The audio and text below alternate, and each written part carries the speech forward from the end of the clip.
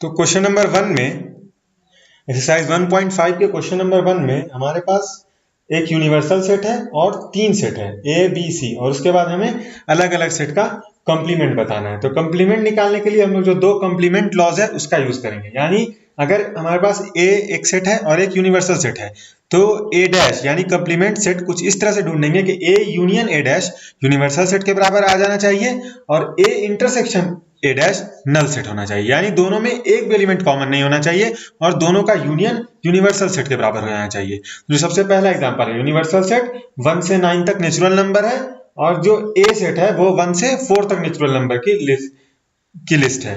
तो अगर हमें ए कंप्लीमेंट लिखना हुआ तो हम जस्ट 5 से 9 तक नेचुरल नंबर्स लिख देंगे, तो वो हमारा ए कंप्लीमेंट हो जाएगा। तो ए कंप्लीमेंट अगर हमें लिखना हुआ तो हम लिखेंगे 5 6 7 8 और 9, और हम देख सकते हैं ए जो सेट है वो है 1 2 3 4, तो ए यूनियन ए डैश हो जाएगा यूनिवर्सल सेट। जो यहाँ पर यूनिवर्सल सेट है 1 2 3 4 5 6 7 8 9। अब हम सेकंड पार्ट की तरफ बढ़ते हैं। सेकंड पार्ट में हमें बी का कंप्लीमेंट दिखना है। तो हमारे पास जो सबसे पहले बी सेट है वो है 3 2 4 6 8। तो हमें बी कंप्लीमेंट कुछ इस तरह से लिखना है कि B union B dash universal set के बराबर हो जाए। तो अब हमें अगर बी कंप्लीमेंट लिखना हो यानी बी डैश लिखना हो तो यूनियन यूनिवर्सल सेट के सारे एलिमेंट लिखेंगे एक्सेप्ट वो एलिमेंट जो बी में पहले से मौजूद है। तो हमें अगर लिखना हुआ तो सेट हो जाएगा 1 3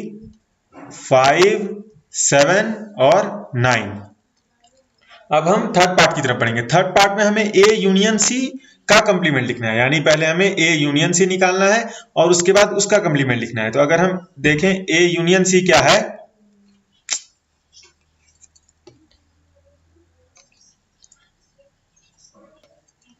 अगर हम ए यूनियन सी का सेट देखें तो ए है 1 2 3 4 और सी है 3 4 5 6। तो जो ए यूनियन सी होगा वो सेट हो जाएगा 1 2 3 4 5 6।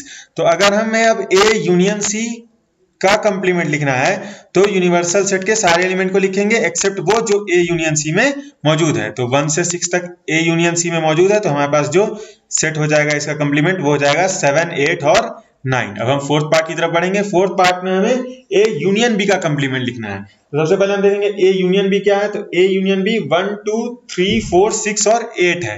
तो ए है 1 2 3 4 और बी है 2 4 6 8। तो ए यूनियन बी हो जाएगा 1 2 3 4 6 8। और अब हमें इसका कंप्लीमेंट लिखना है, यानी यूनिवर्सल सेट में ये सारे एलिमेंट हम हटा देंगे जो ए यूनियन बी में आ रहे हैं। तो ए यूनियन बी का कंप्लीमेंट हो जाएगा 1 2 3 4 6 8 हमें हटा देना है। तो 5 7 और 9।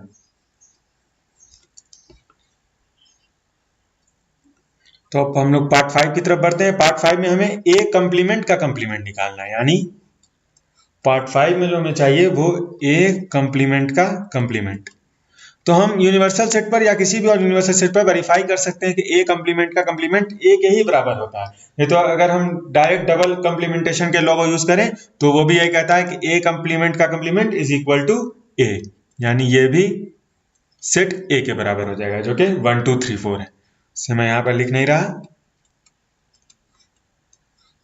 अब इस क्वेश्चन के लास्ट पार्ट की तरफ बढ़ते हैं। उसमें हमें b माइनस सी का कंप्लीमेंट लिखना है। तो b में जो एलिमेंट है 2 4 6 8 और c में जो एलिमेंट है वो 3 4 5 6।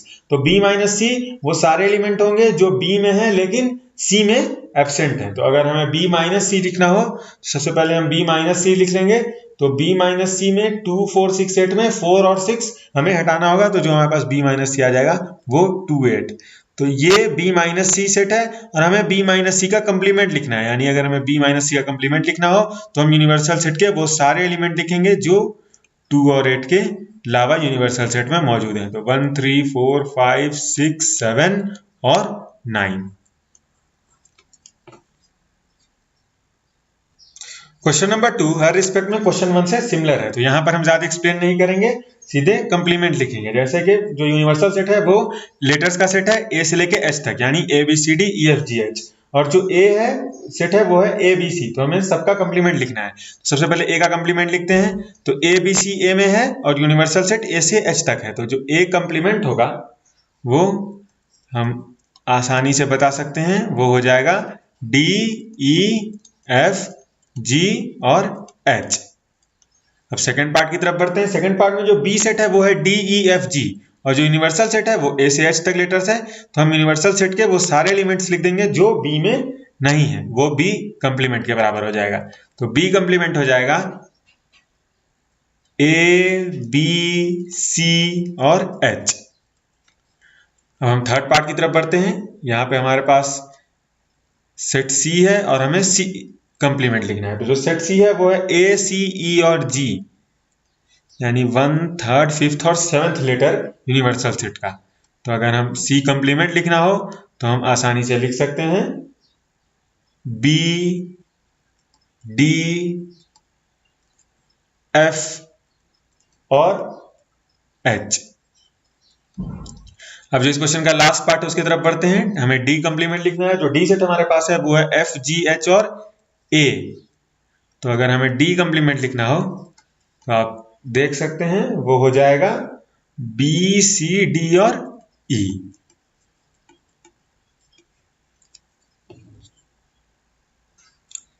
क्वेश्चन नंबर 3 में जो हमारे पास यूनिवर्सल सेट है वो है नेचुरल नंबर्स का सेट, और उसके बाद जो हमें दिए हुए सेट है उनका कंप्लीमेंट बताना है। तो जो सबसे पहला सेट है हमारे पास वो है इवन नेचुरल नंबर का सेट। तो हम आसानी से देख सकते हैं कि जो अगर इवन नेचुरल नंबर्स का सेट है तो उसका कंप्लीमेंट ऑड नेचुरल नंबर्स का सेट हो जाएगा, क्योंकि अगर हम दोनों को कंबाइन करें तो हमें जो यूनिवर्सल सेट है नेचुरल नंबर्स का सेट मिल जाएगा और दोनों में कोई भी एलिमेंट कॉमन नहीं है, जो कंप्लीमेंट होने की प्रॉपर्टी है। तो ऑड नेचुरल नंबर्स का सेट यहाँ पर इवन नेचुरल नंबर्स के सेट का कंप्लीमेंट हो जाएगा। हम सेकंड पार्ट की तरफ बढ़ेंगे। सेकंड पार्ट में ऑड नेचुरल नंबर्स का सेट दिया हुआ है, तो जो कंप्लीमेंट हो जाएगा वो जस्ट अपोजिट यानी इवन नेचुरल नंबर्स का सेट हो जाएगा। यहाँ पे हम नेचुरल नंबर्स को सिर्फ एनसाइड नोट कर रहे हैं। अब हम इस क्वेश्चन के पार्ट 3 की तरफ बढ़ेंगे। पार्ट 3 में जो हमारे पास सेट है वो है x is a positive multiple of 3। तो हम वो सारा नंबर ले लें जो मल्टीपल ऑफ 3 नहीं है, तो वो इस सेट का कंप्लीमेंट हो जाएगा। तो x is not a multiple of 3 या not a positive multiple of 3। यहाँ पे हम सारी बात नहीं लिख रहे हैं, आप समझ सकते हैं। पार्ट 4 की तरफ बढ़ते हैं। पार्ट 4 में है x is a prime number. तो इसका अगर हम कंप्लीमेंट लें नेचुरल नंबर्स के सेट पर, यानी नेचुरल नंबर्स को यूनिवर्सल सेट लेते हुए, तो वो सारा नेचुरल नंबर्स इसका कंप्लीमेंट हो जाएगा जो प्राइम नहीं है, यानी कंपोजिट नंबर्स का सेट और 1 जो नाइदर प्राइम नाइदर कंपोजिट है। तो कंपोजिट नंबर्स का सेट और साथ में 1, ये सेट इसका कंप्लीमेंट हो जाएगा। अब हम पार्ट 5 की तरफ बढ़ेंगे। पार्ट 5 में जो हमारे पास सेट है वो है x is a natural number divisible by 3 and 5। तो जो 3 और 5 दोनों से डिविजिबल होगा, यानी वो 15 से डिविजिबल होगा। तो अगर वो सारा नेचुरल नंबर ले ले जो 15 से डिविजिबल नहीं है, तो ये इस सेट का कंप्लीमेंट हो जाएगा। तो नॉट डिविजिबल बाय 15। अब हम पार्ट 6 की तरफ बढ़ेंगे। पार्ट 6 में जो हमारे पास सेट है वो है x is a perfect square. तो वो सारा नेचुरल नंबर जो परफेक्ट स्क्वायर नहीं है वो इसका कंप्लीमेंट हो जाएगा, नॉट परफेक्ट स्क्वायर। हम पार्ट 7 की तरफ बढ़ेंगे। तो x is a perfect cube. तो अगेन जो सारा नेचुरल नंबर जो परफेक्ट क्यूब नहीं है वो इसका कंप्लीमेंट हो जाएगा। तो हम देख सकते हैं हम कंप्लीमेंट सेट कैसे डिसाइड कर रहे हैं, नॉट परफेक्ट क्यूब। हम इस क्वेश्चन के अगले पार्ट की तरफ बढ़ेंगे। जो पार्ट 8 है उसमें है x such that x plus 5 is equal to 8। तो x plus 5 is equal to 8 इस कंडीशन को सेटिस्फाई करने वाला बस एक एलिमेंट है नेचुरल नंबर में, यानी 3। तो अगर हम यूनिवर्सल सेट में से 3 को हटा दें तो जो सेट हमारे पास आएगा वो इस सेट का कंप्लीमेंट हो जाएगा। तो पार्ट 8 का आंसर हो जाएगा पूरा नेचुरल नंबर्स का सेट, और उसमें से हम एक एलिमेंट जो 3 है उसे हटा देंगे। यहां पर हम एग्जैक्ट नोटेशन नहीं यूज कर रहे हैं, बस समझने के लिए लिख दे रहे हैं। जो पार्ट 9 है उसमें है x सच दैट 2x + 5 = 9। तो इसे अगर हम सॉल्व करते हैं तो हमारे पास x का वैल्यू 2 आ जाएगा और अब हम इसे कंप्लीमेंट लेना है नेचुरल नंबर्स के सेट पर। तो नेचुरल नंबर्स के सेट में से जस्ट 2 को हटा देंगे। हम पार्ट 10 की तरफ बढ़ेंगे। पार्ट 10 में x इज ग्रेटर देन और इक्वल्स टू 7।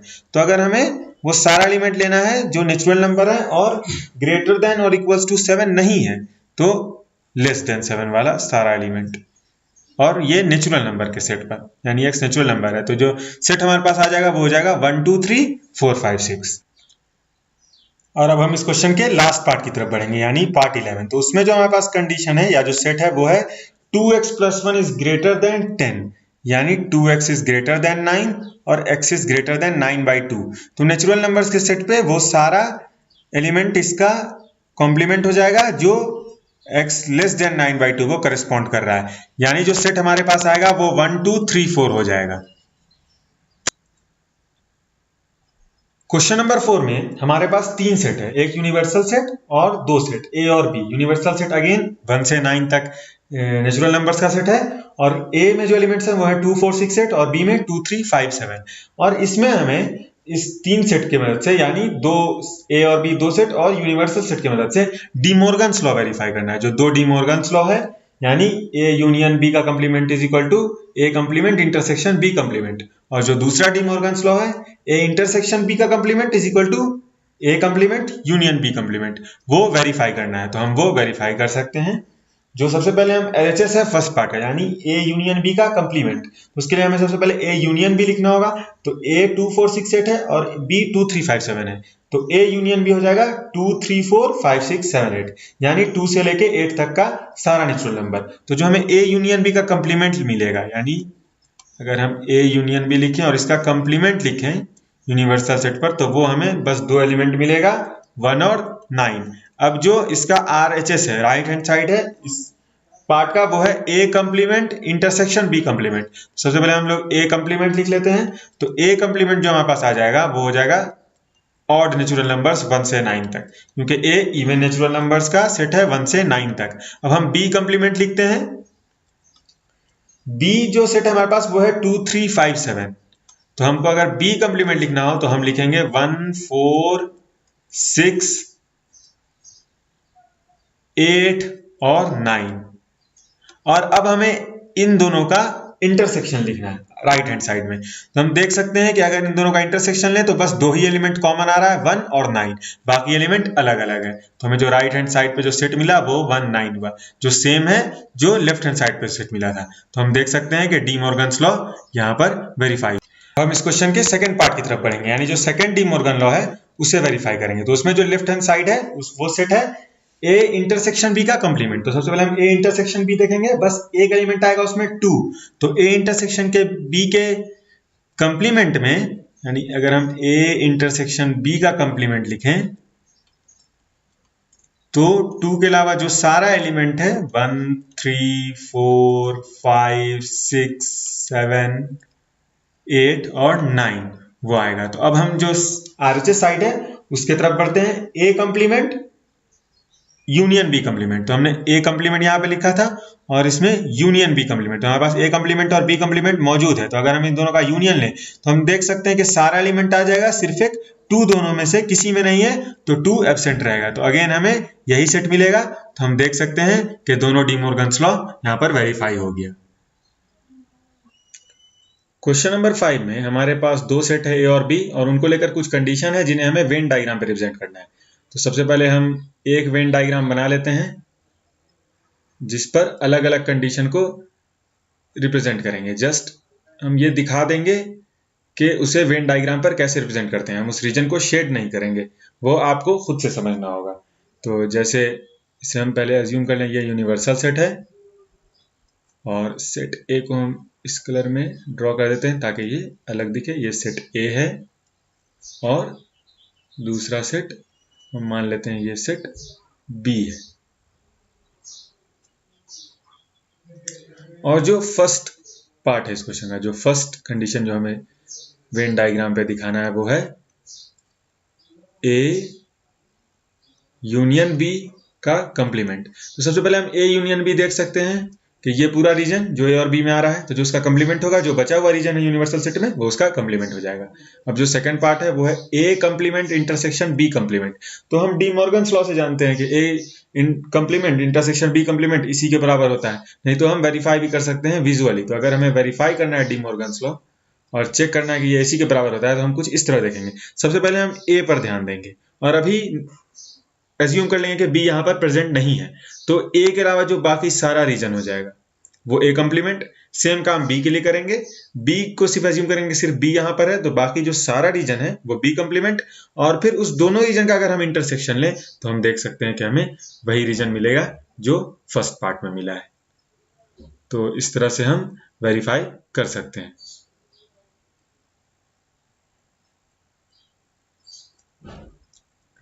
अब इस क्वेश्चन के थर्ड पार्ट की तरफ बढ़ेंगे। थर्ड पार्ट में हमें ए इंटरसेक्शन बी का कंप्लीमेंट लेना है। तो जो ए इंटरसेक्शन बी, हम जानते हैं कि ये जो रीजन है, इसे हम थोड़ा अलग रंग से डिनोट कर देते हैं ताकि पता चले ये जो रीजन है जिसे मैं ऑरेंज कलर कर रहा हूं वो ए इंटरसेक्शन बी है।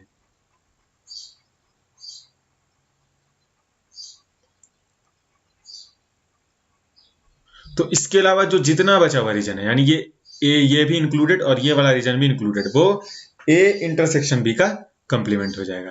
ये हम आसानी से देख सकते हैं। तो हमने ए इंटरसेक्शन बी का कंप्लीमेंट भी वेन डायग्राम पे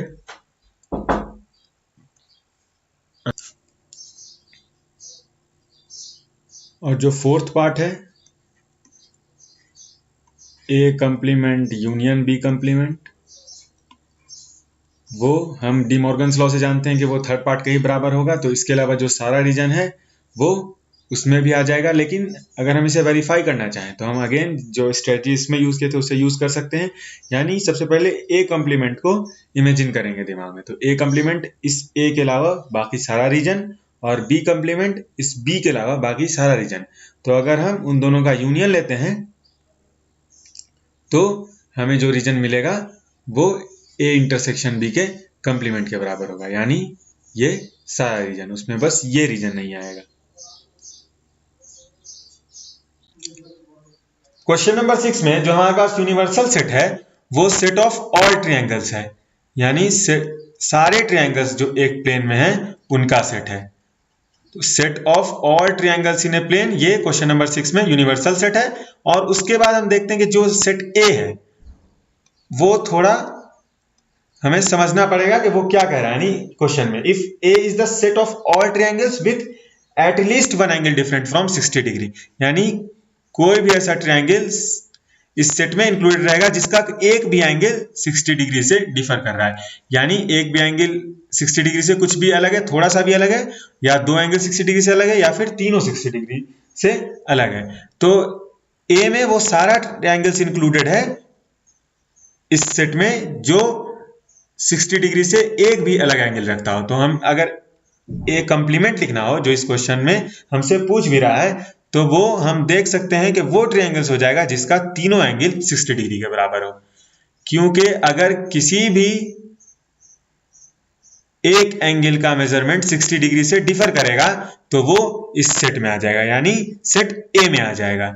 और अगर तीनों 60 डिग्री हो जाएगा तो वो सेट ए में इंक्लूडेड नहीं होगा, यानी वो ए कंप्लीमेंट में हो जाएगा।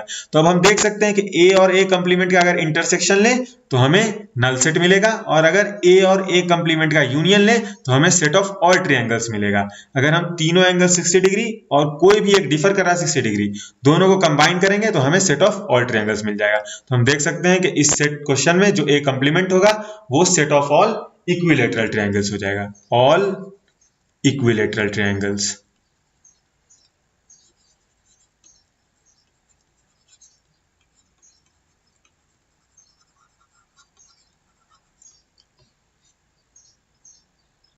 अब इस एक्सरसाइज के लास्ट क्वेश्चन में हमें कुछ नोटेशंस हैं जो सेट नोटेशन में दिया हुआ है, और उसके मदद से बताना है कि वो नोटेशन किस चीज को करस्पॉन्ड कर रहा है। यानी अगर हम फर्स्ट पार्ट देखें तो उसमें जो हमारे पास क्वेश्चन है वो ए यूनियन ए कंप्लीमेंट, तो हमने पहले भी देखा है और ऐसे भी वेरीफाई कर सकते हैं कि ए किसी भी एलिमेंट का अगर यूनियन उसके कंप्लीमेंट के साथ लेंगे तो हमें यूनिवर्सल सेट मिल जाता है। अब हम दूसरे पार्ट की तरफ बढ़ते हैं और ये one of the two complement laws भी है। नल सेट का कंप्लीमेंट, तो अगर कोई नल सेट है, तो एक यूनिवर्सल सेट है और एक नल सेट, तो अगर हम नल सेट का कंप्लीमेंट लें तो नल सेट यानी जिसमें कोई एलिमेंट नहीं है, तो उसका जो कंप्लीमेंट होगा वो ऑब्वियसली यूनिवर्सल सेट होगा। और अब अगर यूनिवर्सल सेट का इंटरसेक्शन ले रहे हैं किसी भी सेट के साथ तो वो उसी सेट के बराबर हो जाएगा। यानी अगर हम यूनिवर्सल सेट का इंटरसेक्शन ए के साथ ले रहे हैं तो वो ए के बराबर हो जाएगा। हम थर्ड पार्ट की तरफ बढ़ते हैं।